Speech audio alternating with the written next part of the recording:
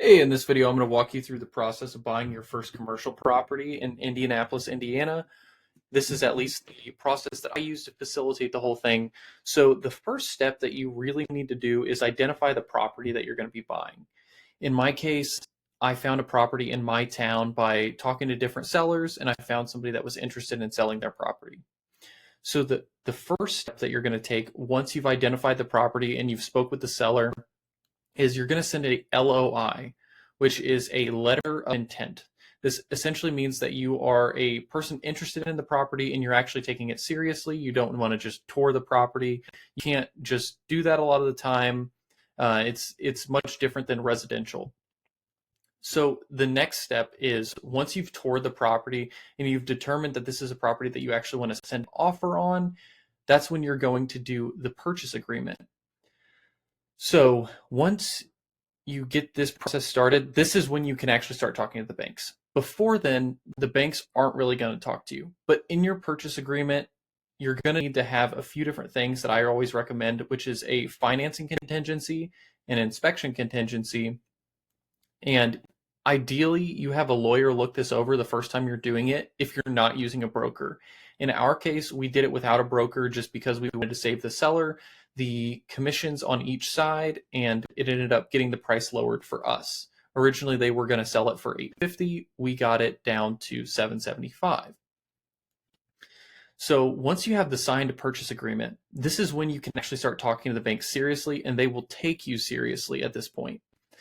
So once you send the purchase agreement to your banker, and I wouldn't just recommend using any old bank for this. I actually worked with a local community bank in my town. I'm from this town and I was able to connect with the bankers really well. And they also liked the property, liked the basis that we were getting at compared to where the rents could be. And after going over the rents and everything, they thought it was a good deal to have on their balance sheet. Well, this gets us into step three, where you're getting approved by banks. So something that's different between the residential and the commercial financing is you're going to need to send a personal financial statement in, and this is where you list all of your assets. This is going to be stocks, real estate, everything that you own that you can put on one balance sheet for the banks to show how much assets you have. In my case, I didn't have a ton, so this is where I went and got a partner to partner with me on this project. He was a real estate investor from my area and a longtime friend, and we were able to joint venture this deal together, and it made it a lot easier to facilitate the whole thing having him there. On my own, I don't think I could have been approved for this property. Um, you can talk with the bank and figure this out, but generally they want to see that you have at least half of the assets that they're loaning you. So in my case, they were giving us $550,000. So as long as you have about $250,000 in assets, then they're comfortable doing this. Now, if you don't have that, don't let that be a problem for you. Go find somebody that can be your person to get you approved by the bank. Don't stop at that being an issue. If I would have stopped there, I would have never got this 12plex and I would have never got the upside for me and my partner. So it was a really good deal for both of us. The next thing with getting approved by the banks is you're going to need a lot of the stuff that you get with residential financing, except they don't pay as much attention to it. And what do I mean by that? For example, you're going to need to send in your tax returns and your W-2s, whatever you have, your 1099s. But the best part about commercial is they're not really looking at you as much. They're looking at how the property can perform on its own, because if they ever have to take over the property, they want to make sure it's a good deal for the banks too. Of course, the banks don't want you to fail, but in the event that you do, they want to make sure that it's a good asset that they're going to pick up at a discount.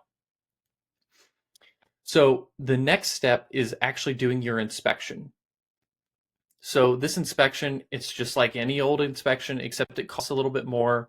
My inspection was about $1,500. Most of the quotes I was getting were somewhere around 2,000, but I found somebody that would do it for 1,500. That doesn't mean always pick the cheapest one, but I had already toured the property, and my partner and I have experience with properties.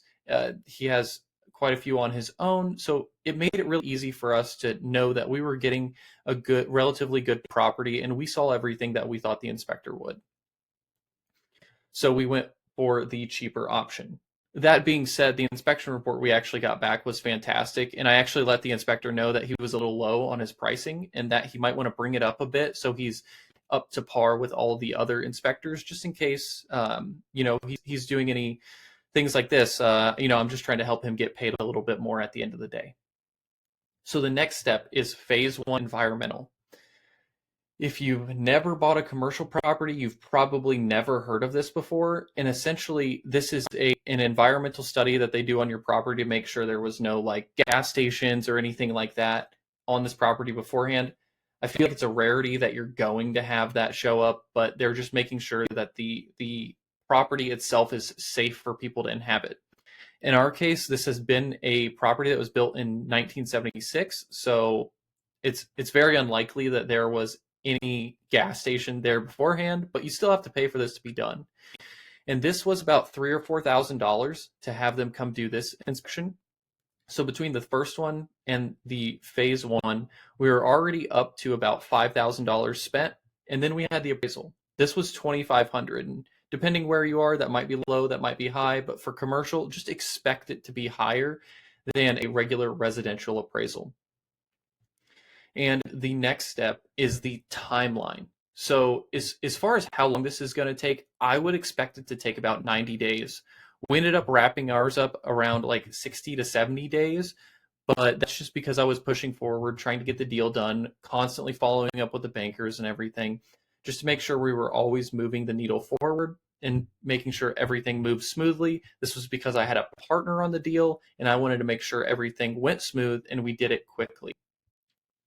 Okay, and financing. This is going to be where it is dramatically different than what you're used to in residential financing. It doesn't have to be, and I learned this recently from talking to people in the one rental at a time community that have worked with some banks that will give you close to residential financing on a commercial property, depending on the size of the property and how many units there are.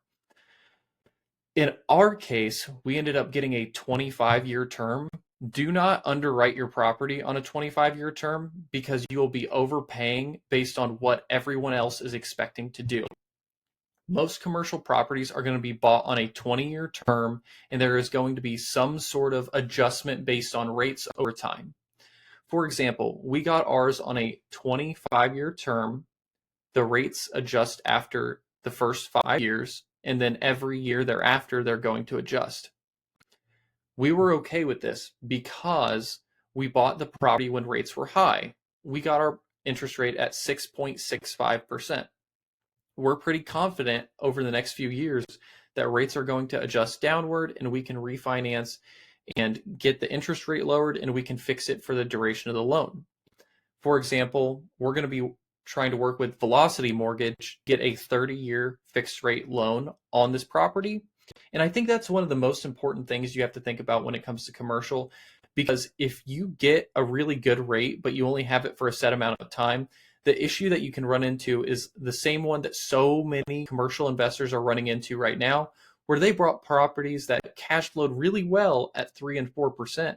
But now when they're refinancing and they're getting somewhere between a 6 or 7.5, or maybe even an 8 in some cases on their interest rates, it's causing a really big issue because their payments are doubling pretty much overnight. A lot of these investors are having to fire sale their properties to get rid of them because they just don't cash flow anymore. You could also do a cash in refinance. I don't know if you've heard of that one before, but instead of taking money out of the deal, you actually have to put money into the deal to make it cash flow. This is not something we ever want to do or a situation we ever want to be in. So our goal is to refinance this within the next few years and get our rate down to about 4.5 to 5.5%. Somewhere there, we'd be really happy. That would take our payment and drop it from about $3,800 to about $2,900, especially if we can get a 30-year fixed. If you have any questions about buying a commercial property, feel free to reach out to me. I'm going to leave my email in the comments below. And if you have any questions and you're in the one rental at a time community, feel free to reach out to me. I'm in school. You can shoot me a message. I will answer any questions that you have about commercial real estate, and I'd be happy to help you underwrite your deals. I'm not going to give the final sign off. It's not financial advice, but I'll make sure it makes sense for you. And Yeah, that's all you need to know for buying your first commercial property. And I hope this helps a lot. And have a good day.